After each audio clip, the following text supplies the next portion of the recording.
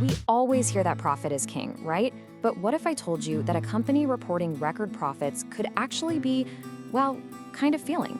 It's true. So today, we're going to dig into the metrics that really separate the good companies from the truly great ones.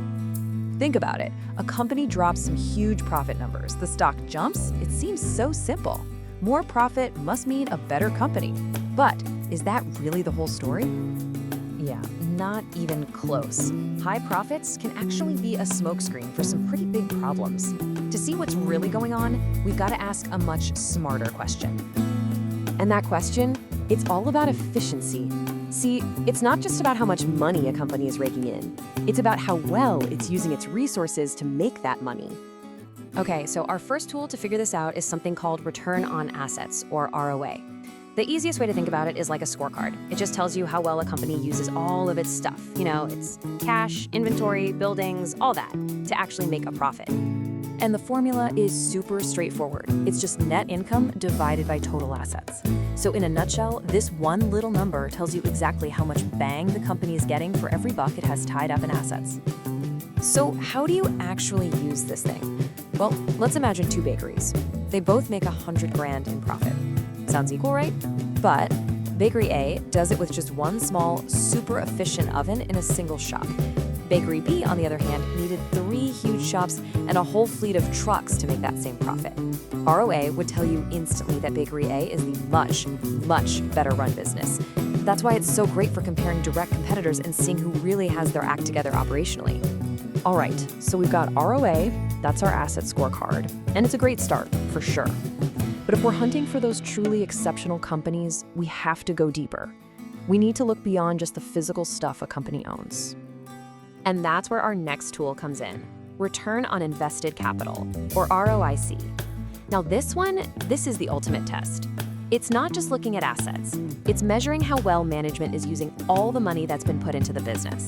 And I mean all of it, whether it came from shareholders like you or from the bank as debt. And you can see that bigger picture right in the calculation. It takes what's called NOPAT, that's just net operating profit after taxes, and divides it by the entire pool of capital, all the debt and all the equity lumped together. But here's the thing, just looking at the ROIC number by itself, that's only half the story. The real magic, the part that tells you everything, is what you compare it to. You have to ask this crucial question. Is the company earning more on its investments than it's costing them to get that money in the first place? See, every single dollar a company uses has a price tag. It might be the interest on a loan, or it might be the return that shareholders demand. We call this the cost of capital. And when a company is doing it right, it looks just like this. Let's say its ROIC is 15%, but its cost of capital is only 8%. Boom. That company is creating real value with every single dollar. It's not just making a profit, it's clearing the hurdle. It's winning. But there's always a flip side, isn't there? A company can be profitable on paper, but if its ROIC is only 6% and its capital is costing them 8%, they are actively destroying value. Think about it. It's like taking out a loan with 8% interest and then investing that money into something that only pays you 6%. You are literally getting poorer, even though it looks like you're making a profit. This right here is why serious long-term investors are absolutely obsessed with ROIC. They hunt for these companies with high and, importantly, rising ROIC. Why? Because these are what they call compounders. They're basically value-building machines that just keep reinvesting their profits at these amazing rates, growing bigger and more valuable year after year after year. So there you have it, ROIC, the true test of value creation. Now let's put it all together and see how these two tools fit into our investor's toolkit. Okay, let's put these two side by side so it's crystal clear. ROAA, that's your operational scorecard. It answers the question, how efficiently are we running the factory? But ROIC, that's the capital scorecard. It asks the much bigger, more important question, are we actually creating real long-term value for our shareholders? So when you find a company where both of these numbers are looking strong, especially compared to their competitors, well, you've probably stumbled onto something pretty special. It's a huge sign that the business is not just great at its day-to-day operations, but also has a brilliant high-level financial strategy. All right, so it's that simple then? We just find the companies with the highest ROA and ROIC, and boom, we're guaranteed to make a killing, right? Whoa, not so fast. A single number, no matter how amazing it looks on paper, can be really misleading.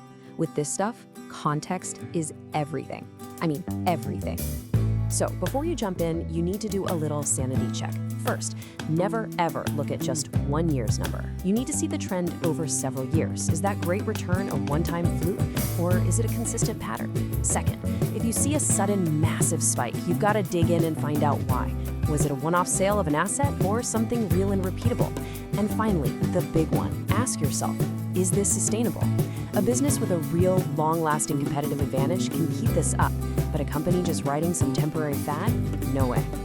So by using ROA and ROIC together, and really importantly, applying that sanity check for context, you can finally see past the simple headline profit number.